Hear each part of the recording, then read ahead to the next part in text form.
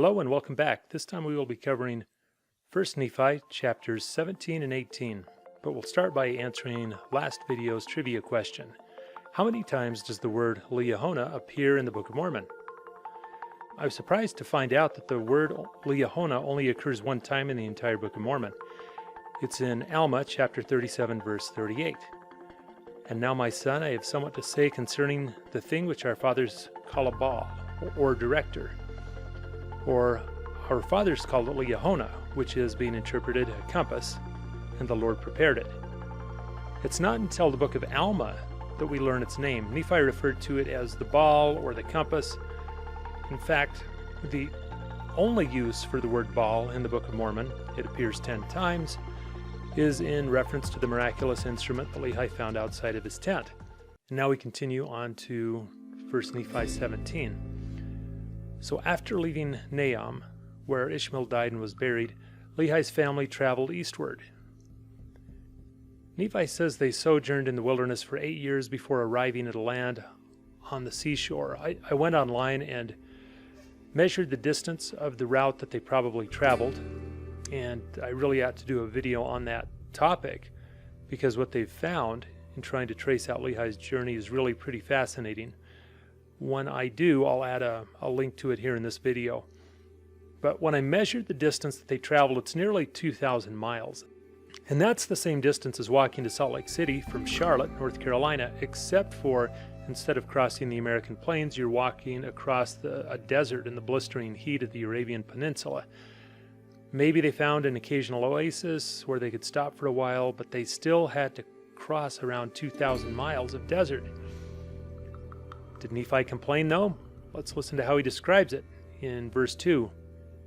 And so great were the blessings of the Lord upon us, that while we did live upon raw meat in the wilderness, our women did give plenty of suck for their children, and were strong, yea, even like unto the men, and they began to bear their journeyings without murmurings.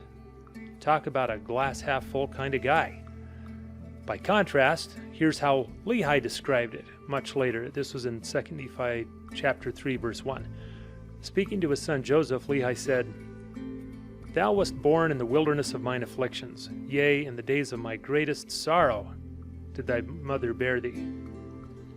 And if we notice Nephi's phrasing, he said the women began to bear their journeyings without murmurings. Began to do it.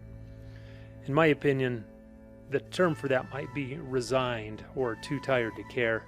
But in Nephi's eyes, the journey was nothing short of miraculous. Here's how he summarizes the trip in verse 3. And thus we see that the commandments of God must be fulfilled. And if it so be that the children of men keep the commandments of God, he doth nourish them and strengthen them and provide means whereby they can accomplish the thing which he has commanded them.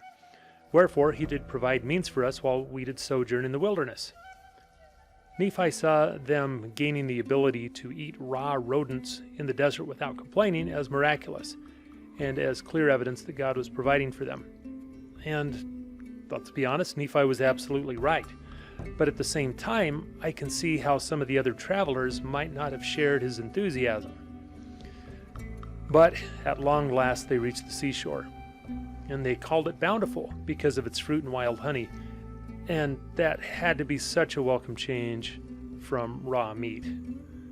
And after several days in Bountiful, the Lord commanded Nephi, quote, Arise and get thee into the mountain. So Nephi went.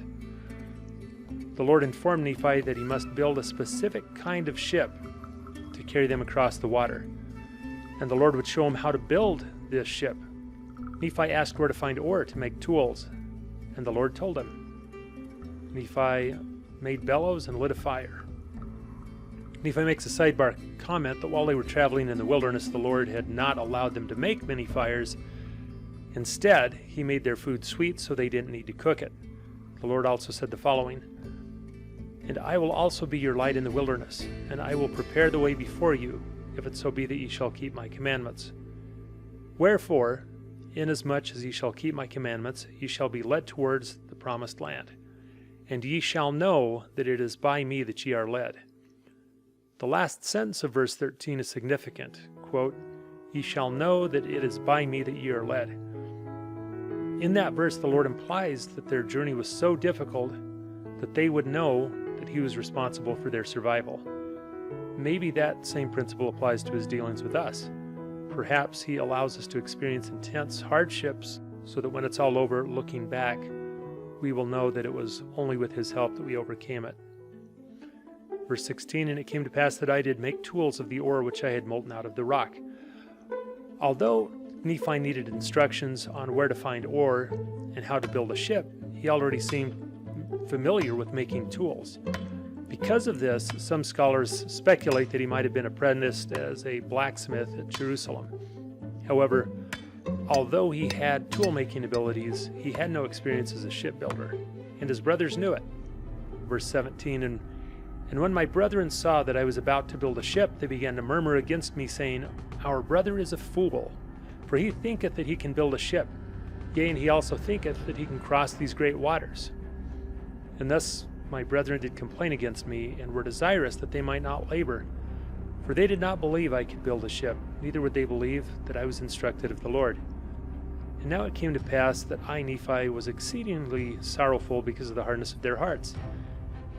Now when they saw that I began to be sorrowful, they were glad in their hearts, insomuch that they did rejoice over me, saying, We knew that you could not construct a ship, for we knew that you were lacking in judgment, wherefore thou canst not accomplish so great a work. Nephi's brothers gloated, they were glad, and they rejoiced. Welcome to the real world, Nephi. Your plans to cross the ocean are only missing one thing, a ship. We followed you across the desert, we listened to our wives complain, and we ate raw hedgehogs for 8 years.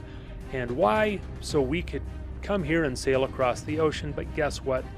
We don't have a ship or anyone who knows how to build one.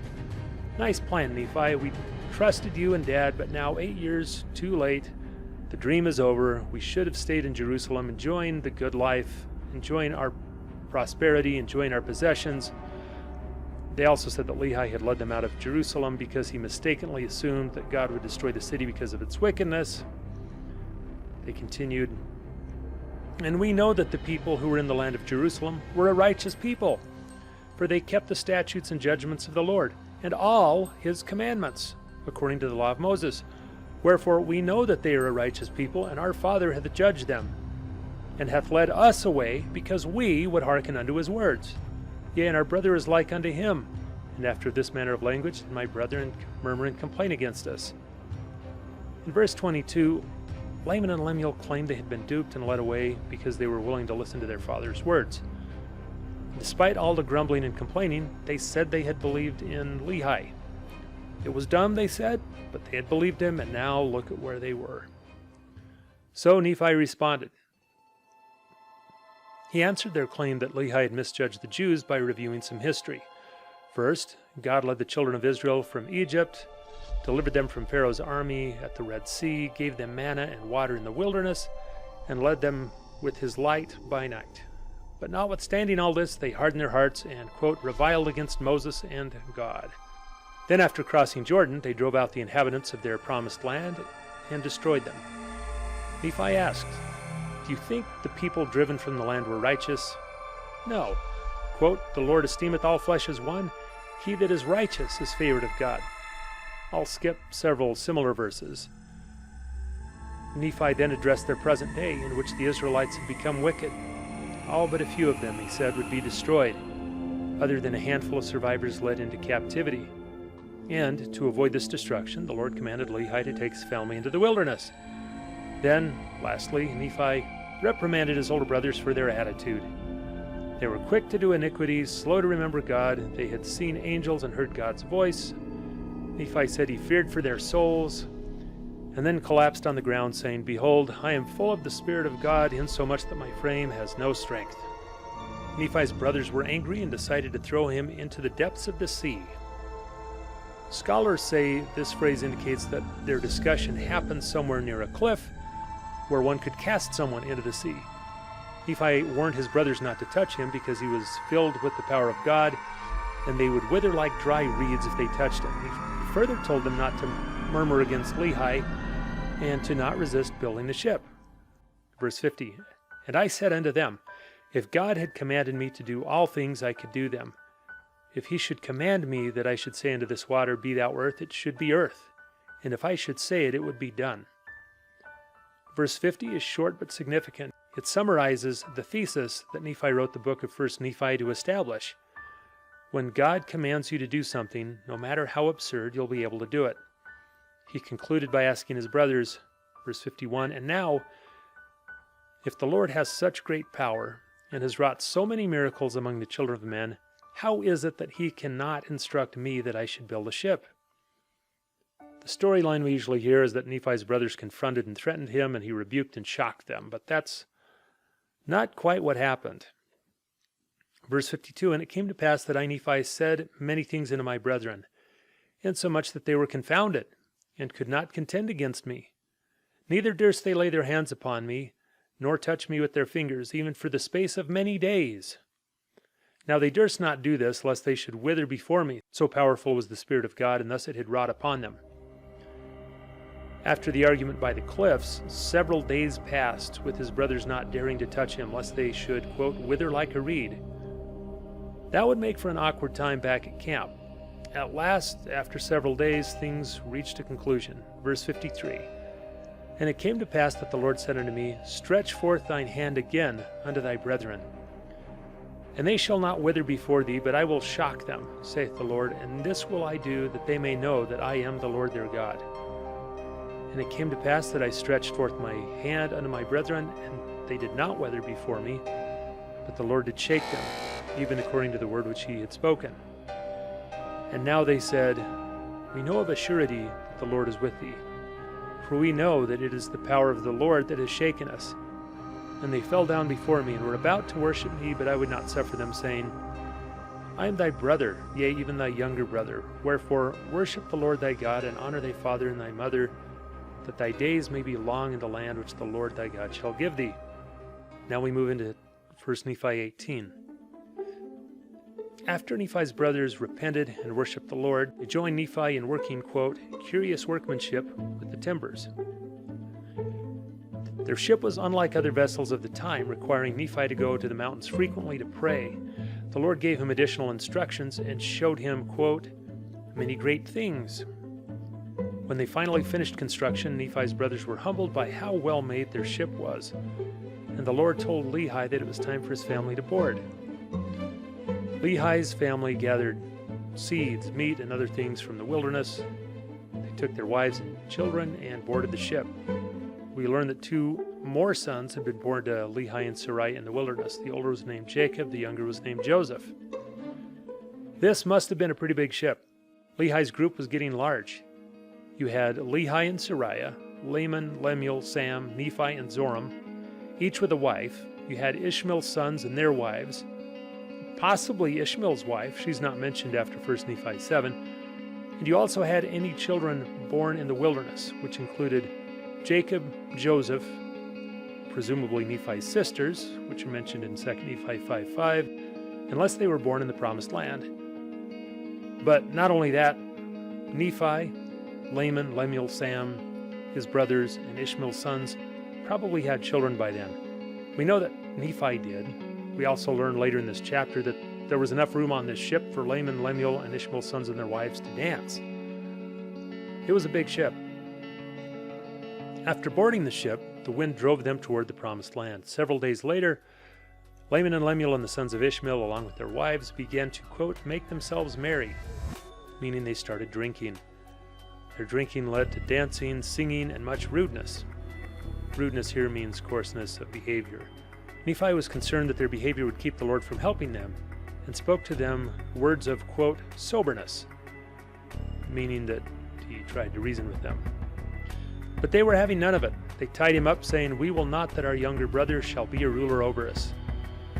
Now, before we attend to Nephi and his predicament, how did his brothers get drunk? There was no liquor store in Bountiful, meaning any liquor they had was of their own making. Drinking wine on a long voyage is sensible because they would not have had freshwater sources, but this means they would have all been drinking wine, not just Nephi's brothers.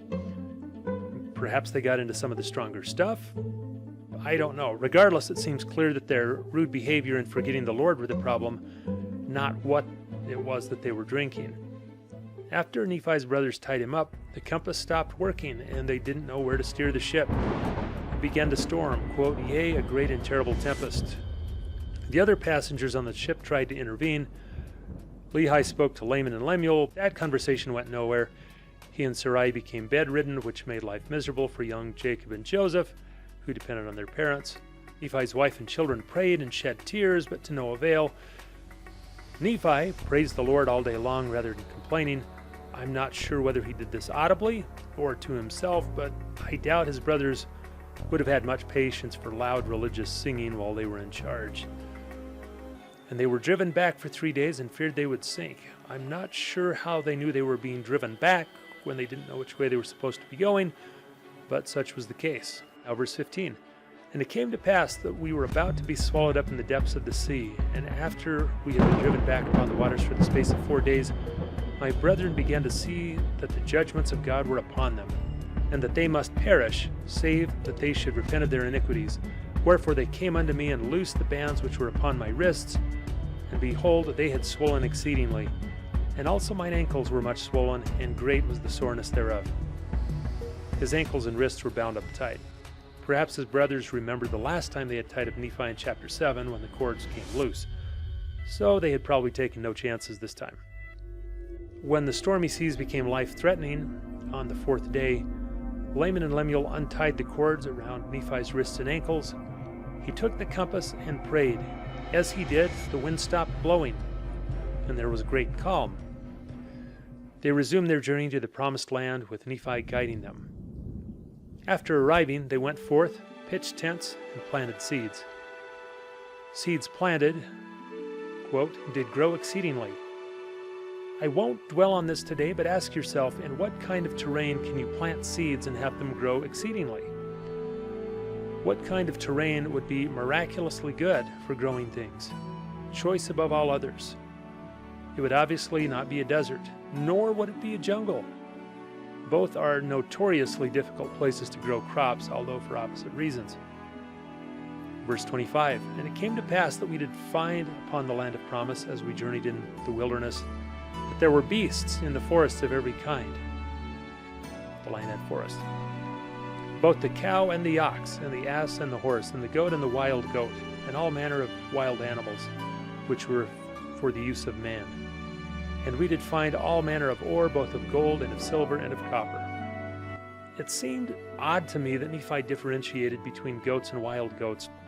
Wouldn't everything have been wild? So I did some online sleuthing and learned that in Hebrew there are 2 different words referring to 2 different types of animals. And again, forgive my pronunciation, the word ez is used to refer to what we normally think of as a goat. The word yael refers to a mountain goat or an ibex. So it's a different kind of animal. If Joseph Smith had written the Book of Mormon, that's an impressive detail for him to have picked up. That's all we have today. So we'll end with a trivia question. This one's a little more advanced, maybe. What Old Testament prophets were active at the time Lehi left Jerusalem? We will see you next time.